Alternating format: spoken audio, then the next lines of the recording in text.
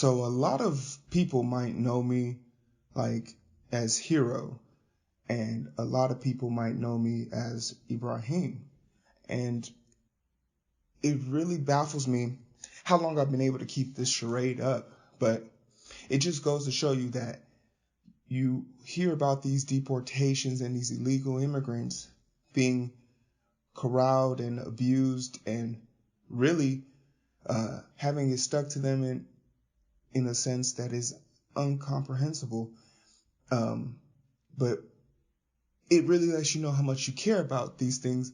Like, for a matter of fact, if you know me as Hero, then you ostensibly know who I am. You know me as the dude that went to school, the big football player, whatever that might be. But if you know me as that given name, you probably forgot about me for about 5 years. And what if I told you in those 5 years there was this person who had the same name, same birthday, same social security number, same documentation as me.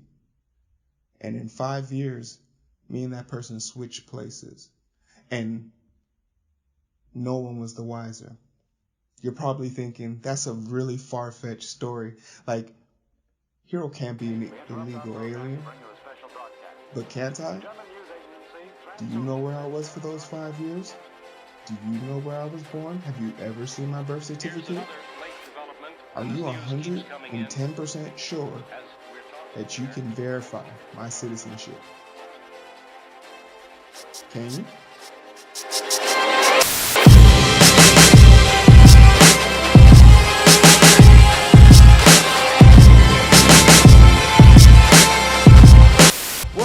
Welcome to the Identity Booth. It's been a long time since I've seen you guys. Probably not to you guys, because I've been uploading week to week, so I haven't had a chance to record a lot of stuff I've had. It's been on delay. But thanks for joining me. It's been great seeing you guys. I've been hearing a lot about your Hot Girl Summer, Megan Thee Stallion. She out here representing Todoroki, so I'm down for the business. But today's topic is a little bit more sobering, to the extent that we're talking about the 680 people that were detained by ICE.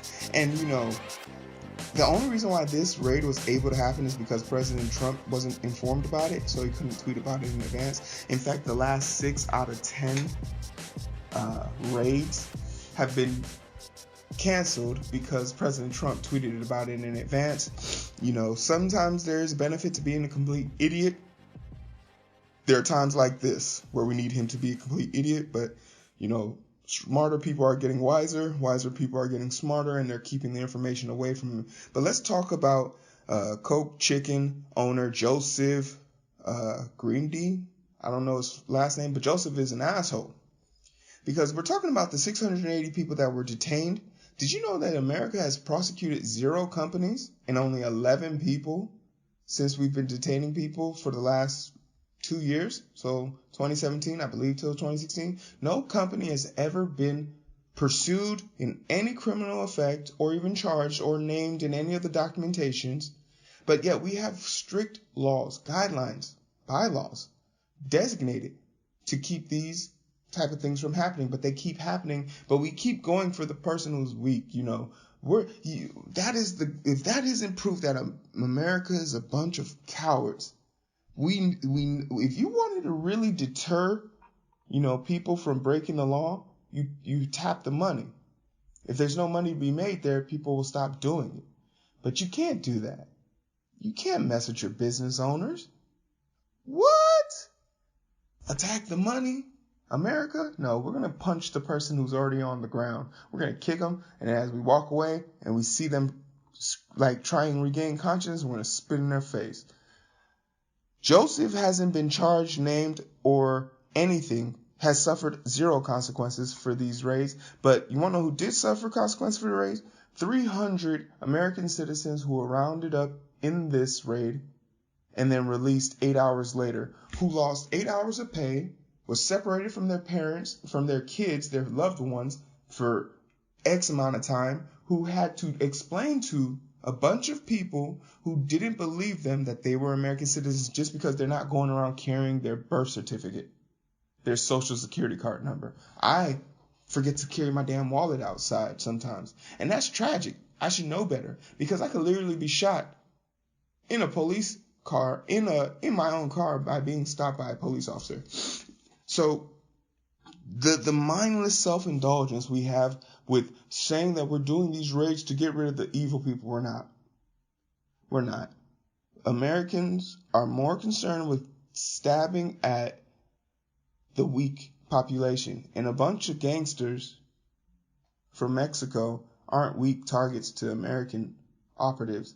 You know, American operative can go inside of any random person's house, an illegal immigrant's house, and not have to worry about anything because they're more than half less likely to commit a crime, to own weapons, to break the law, to have any outstanding debt. They're model citizens if you ever asked for one. Those are easy targets. Going into someone who's running a whole entire drug run or sex trade, that's hard. You got to go in there guns blazing because they're not going to let you take their capital from them. This is racial profiling if I've ever seen it. You can't expect, and like, this is an aggressive move. Like, the first day of school, you had no prep, you weren't prepped. Everyone's saying that, oh, they had enough agents in that preparation, but yet we have video evidence of them not being prepared with people having their kids left behind in schools. Like schools, first day of school, can you imagine that as you're a teacher? Oh, first day of school, man, you want to get out, you want to talk about it, and you're held there till 10 p.m. because you got to watch up to 100 kids who weren't picked up. How do you explain that? Like, the thought that went through my mind immediately is like, damn, what if these kids had been there all night and had to stay there all morning, then showed up the next day at school with the new kids, still wearing the same clothes, in utter mess. And you know, these adults, they're none the wiser. They wouldn't have like taken them to get new clothes or taken them to shower, or one of them just for human capacity, take them home with them and put them in a situation to kind of feel a little bit of love. They would have slept in the gym, and then they would have forced those kids to go to school the next day wearing the same clothes. No, not a fuck given.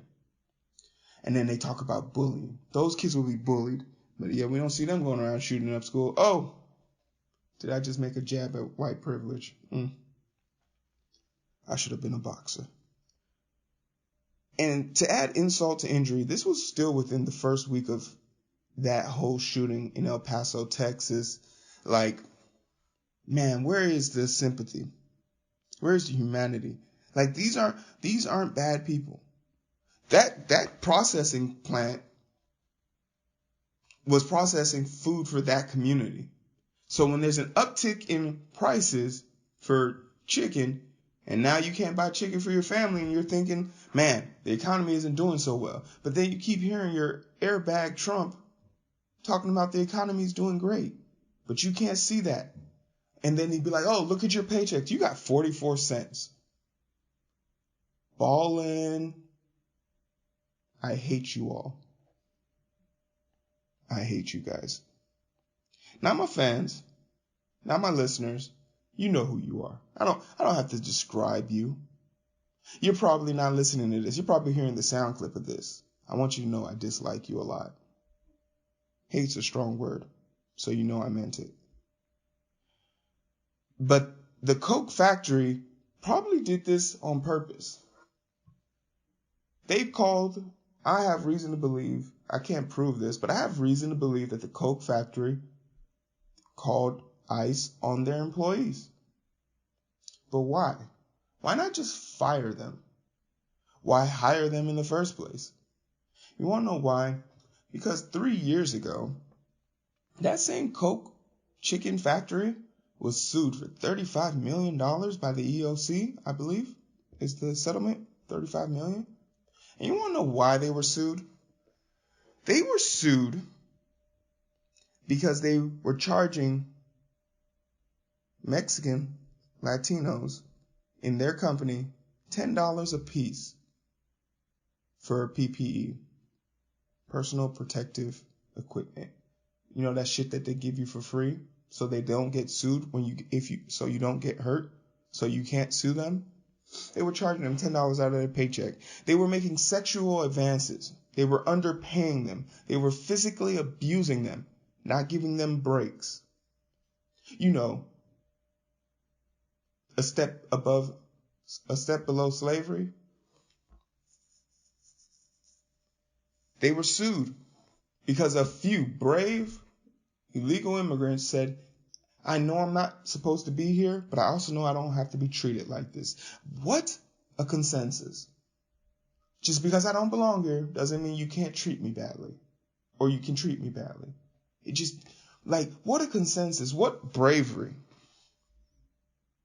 That's some revolutionary thinking for me. But it wasn't for this company. And Joseph should be held accountable. But his name eludes all accountability. You wanna know why? Because you know why. You know why? It's that white privilege, baby. It's the white tender chicken meat. It melts in your mouth. It just can't help it. Give it to me. That privilege. We want it. That's it. I hate Joseph. I'd take the L. No, that's not fair. I wouldn't. But I would definitely, if I was a prosecutor, be looking for ways that I could charge him for this. Oh, I didn't know. I didn't know that this was a problem. I didn't know.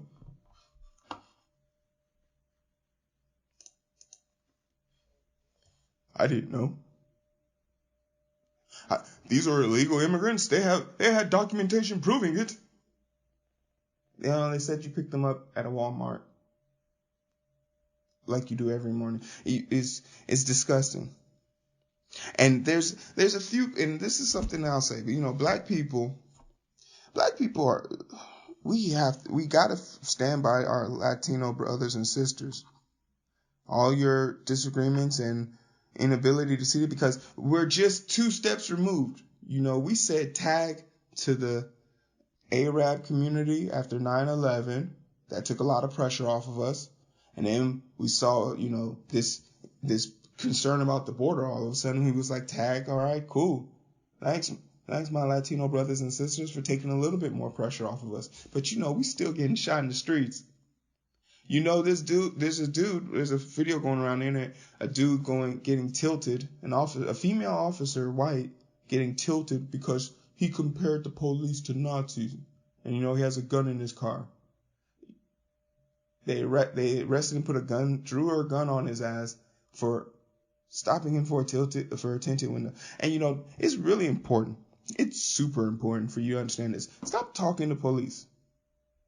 If you have absolutely nothing to hide and you don't but even if you do have something to hide, still don't say shit. Give them your ID. Let them come back with a ticket or arrest, but don't say shit, because talking to police will only get you in trouble. These are not good people.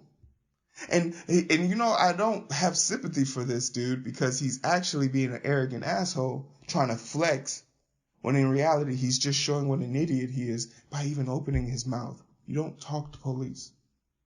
Period. But there's a group of people who were upset.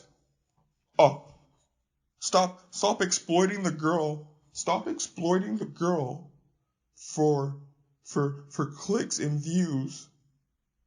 She didn't ask for this. You are an asshole, especially if you have a kid. She's an American citizen, suffering because of your ignorance, because of your silence, because it's not affecting me, so is it a problem? Black people, it's a problem. White people, it's a problem. All people, this is a problem. Our kids, your future, the people who will be wiping your ass when you are unable to, answering the phone for you, maintaining your way of life in the close 30 years from now. These are the people taking care of the world. And we're ignoring them. We're letting them suffer. And the utter shock on our face when it's their turn to wreak havoc. Who would have seen it coming? Bitch, I did.